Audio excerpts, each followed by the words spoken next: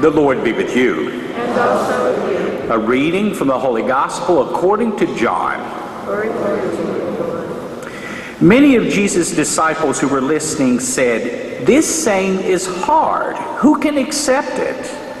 Since Jesus knew that his disciples were murmuring about this, he said to them, "Does this shock you? What if you were to see the Son of Man ascending to where he was before? It is the Spirit that gives life, while the flesh is of no avail. The words I have spoken to you are spirit and life, but there are some of you who do not believe." Jesus knew from the beginning the ones who would not believe and the one who would betray him. And he said, "For this reason I have told you that no one can come to me unless it is granted him by my Father." As a result of this, many of his disciples returned to their former way of life and no longer accompanied him. Jesus said to the 12, "Do you want to leave me also?" Simon Peter answered him, "Master, to whom shall we go? You have the words of eternal life. We have come to believe and are convinced that you are the Holy One of God." The Gospel of the Lord.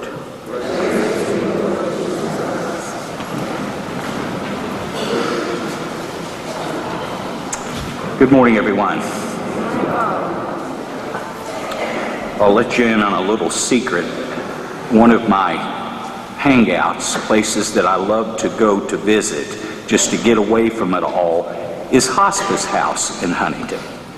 That place is a gift to the people of Huntington. If you've never been there, you owe it to yourself to just go there and check the place out.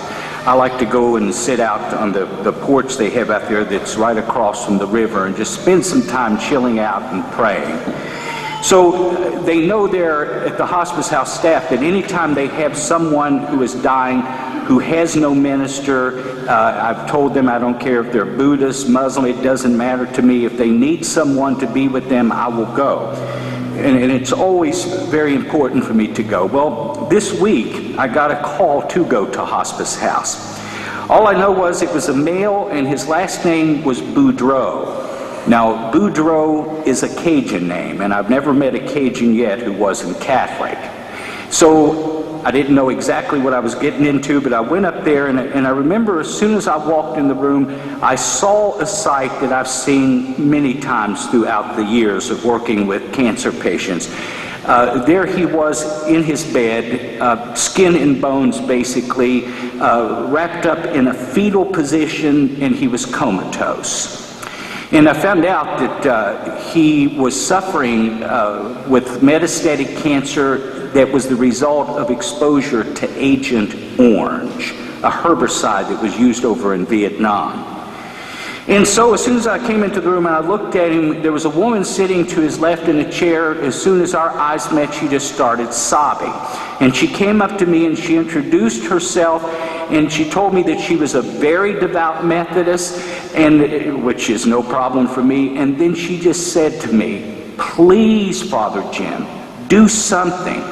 I want him to be saved." And I said, "What's your concern?" And so she told me his story. At the age of 18, he was over in Vietnam with the United States Army. His squad was being airlifted out into the jungles to go after some Viet Cong who had taken over a village.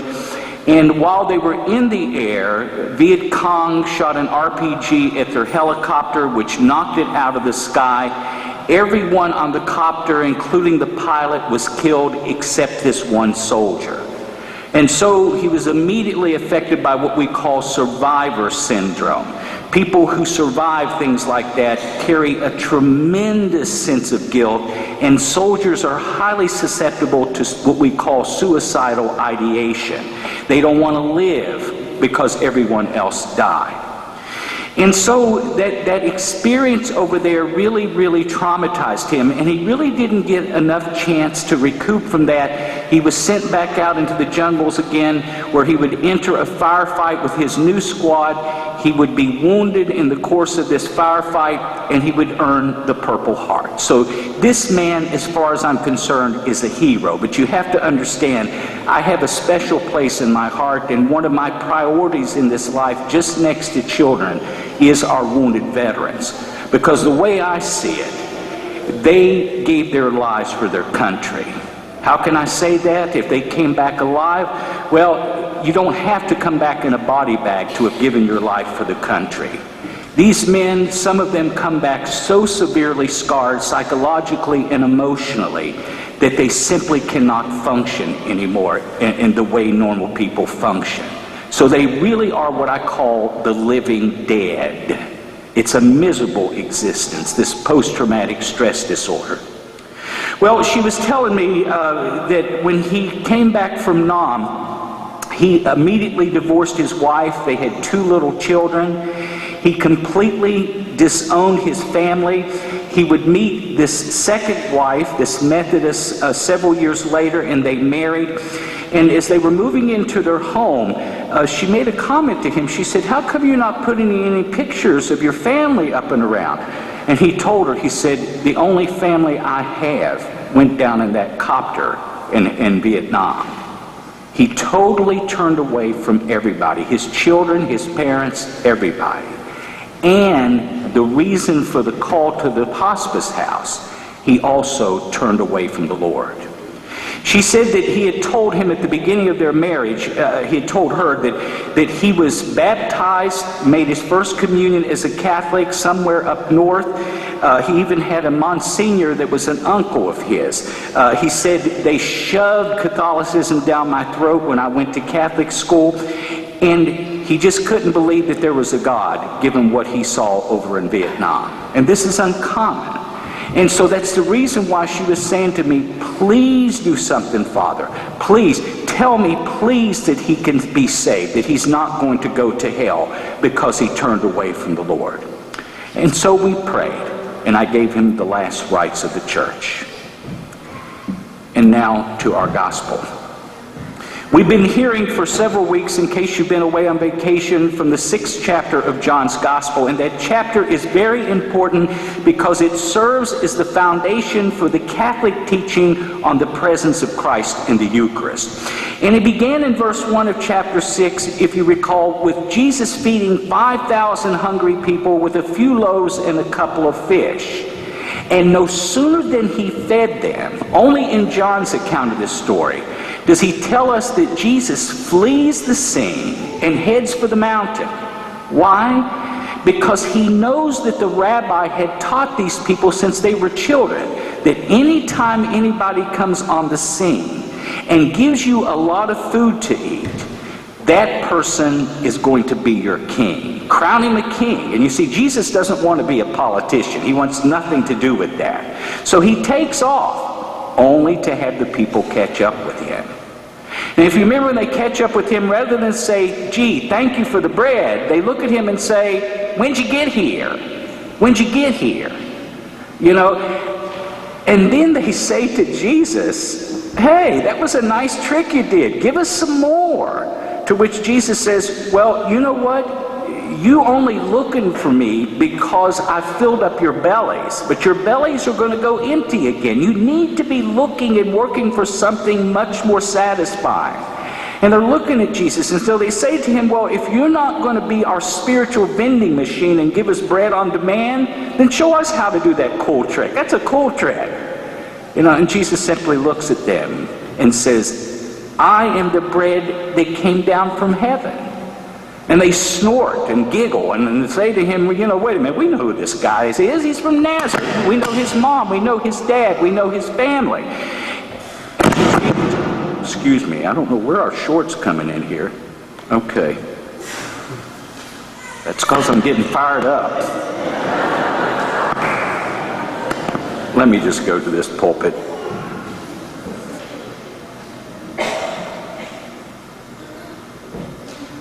And so Jesus says to them, "Unless you eat my flesh and drink my blood, you can have no life in you. Well, you know, they're always understanding Jesus on the material level. Jesus is talking about the spiritual level, and they don't get it. They think he means that they've got to gnaw on his skin and eat his bones and drink his real blood. That's not what Jesus is talking about. And so as our gospel picks up today, Jesus notices that people are leaving in large numbers. The majority of people have already left. And as they leave, they say to one another, you know, we can't endure this teaching. What he's saying to us is too much. It doesn't make any sense. How can he talk like that? And so, pathetically, Jesus looks around. There's just a few disciples left. And he looks at them and he says, are you going to leave me too? To which Peter says, and he finally gets it right, to whom else shall we go? Only you have the words of everlasting life. Peter got it for the moment. Oh, he would lose it again when Jesus was arrested. But at this moment, he understands Jesus as the way and the truth and the life. Turning away from Jesus, a lot of people are doing that. I've shared with you studies, especially by the very prestigious Pew organization, which indicates that a number of people are leaving Christianity because they're leaving Buddhism, they're leaving Judaism as well. Why? Why are they leaving? Those words of the crowd in the gospel still ring in people's ears. His teaching is too hard to endure. We can't handle his teaching. All they heard at this point in time was Jesus saying to them, unless you eat my flesh and drink my blood, you can have no life in you. They're hearing cannibalism. He's talking about the resurrection, you see. And so they leave the Lord. Why? Why are his words so hard to endure? Well, let's look at some of those words in other places of the Gospels. Let's look, for instance, at Matthew chapter 18, verses 21 and 22. A cute little scene initially. Peter comes running up to Jesus like a puppy wagging his tail, wanting to please the master. And he thinks he's got it right. He comes up to Jesus and said, Lord, you know, if my brother sins against me, how many times do I have to forgive him? 7 times? You see, Peter knew that the law said 3 times, and maybe the 4th is a maximum. But 7 times, Peter thinks he's really got it right. Only to have Jesus say, not really, Peter. How about 70 times 7 times? Or in other words, an unlimited number. Can you see Peter's huge overinflated ego shrink when Jesus said that? In Mark chapter 10, verse 17, another very vivid example of his words. A rich young man, we're told by Mark, comes running up to Jesus, kneels down before him and says, Teacher, what must I do to inherit everlasting life? Jesus rattles off a few of the commandments, and the man says, you know, I've done all these since I was a kid. And you're just waiting for Jesus to pat him on the head and give him a smelly sticker. But Jesus looks at him with love and says, you know, there's one more thing you have to do. Go sell all you have, give to the poor, and then come follow me. And as Mark tells us, the man lowers his head because he was sad and walks away because his possessions were many. How about another easy teaching? Matthew chapter 5, verses 21 and 22. Jesus is giving the Sermon on the Mount, and he says to his disciples gathered around him, you know, you've heard it said, you shall not kill, but what I say to you is, anyone who has anger in his heart against his brother is liable for judgment.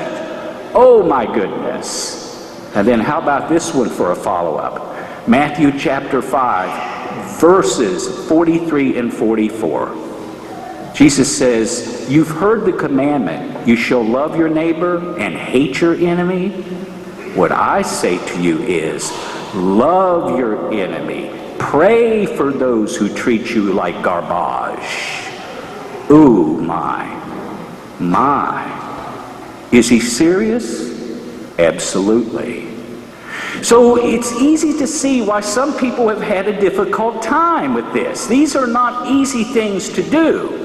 But remember, Jesus did not say in the Gospels, pick up your marshmallows and walk in my footsteps. He said, pick up your cross and walk in my footsteps if you would be my disciple.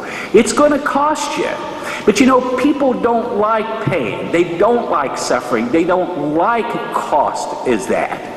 And so people have opted out for other options. I have a women's Bible study group on Monday evening, and they were giving me an idea of some of the options. You know, for instance, the Gospel of Prosperity churches, and they're all around the area.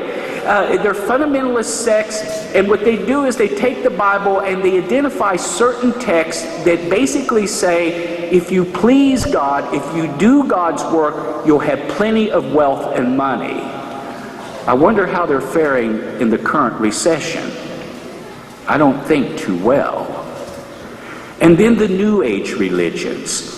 You know, they put forth everything from reincarnation to you know what. Someone was telling me about a little sect that they belonged to at one point in time, where it was believed that at the moment that you were about to die, you just transformed or metamorphosized into another energy form. Reincarnation has been with us for years. You know, people believing that you don't really die, you just kind of become a butterfly or something like that. Well, you know what? The whole idea behind that is to avoid pain and maximize pleasure. Feel-good religions. Agnosticism, we all know an agnostic. What's an agnostic? It's somebody who doesn't know what they believe and knows what they don't believe. I mean, they're just kind of don't have a place on anything. And then, of course, the atheist. So my brothers and sisters, people have opted out and away from Jesus. But as disciples of the Lord, Peter had it right when he tells us, to whom else shall we go? Only you have the words of everlasting life. No, Jesus never said it was going to be a pleasure cruise, being his disciples. And he showed us how pleasurable it was when he walked to Calvary and died on the cross. No, it's going to cost you if you really believe. And the more you believe, the more you're close to Jesus, the more it's going to cost you. So what are we supposed to do? Well, remember that Jesus promised to be with us during those tough times. He promised to help us when we fall. And he told us, I'm going to give you a peace that the world cannot give. And just to give you an example, if you can forgive somebody who has stabbed you in the back, then you will experience a peace that you never had before. Letting go and letting God. Now for the rest of the story. She sobbed after we gave him the last rites of the church. But then she began to tell me more about her soldier's life. She said in their house, he had a special room. She called it his quiet room, where he would go sometimes for several hours in the day. He wanted to be alone. And in that room, one time she went, and here's what she saw. On the wall in the room, in a very prominent place, was a framed picture of his brothers before that helicopter went down. They were holding on to one another with a smile on their faces. Above that picture, nailed to the wall, were his dog tags. Right above the dog tags, nailed to the wall, was his rosary. Something very symbolic about this picture. Yes, he said he turned away from the Lord.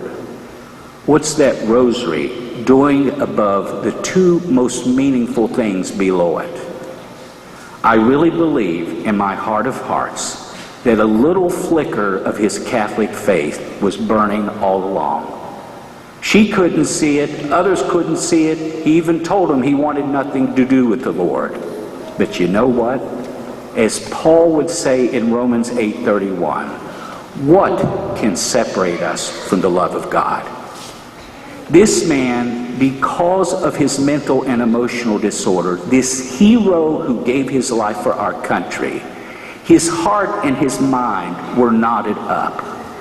But the Lord, who can do all things, saw that little flicker of faith, and he blessed that faith, I can assure you. So I do believe that it was possible for him to experience the eternal kingdom, and he went home with the Lord 2 days ago. For all who are searching, may they find what we have. For those who have turned away from the Lord, may they experience his presence, especially through our witness. But for each of us, may we always remember the words of Peter. Where can we go, Lord? Only you have the words of everlasting life.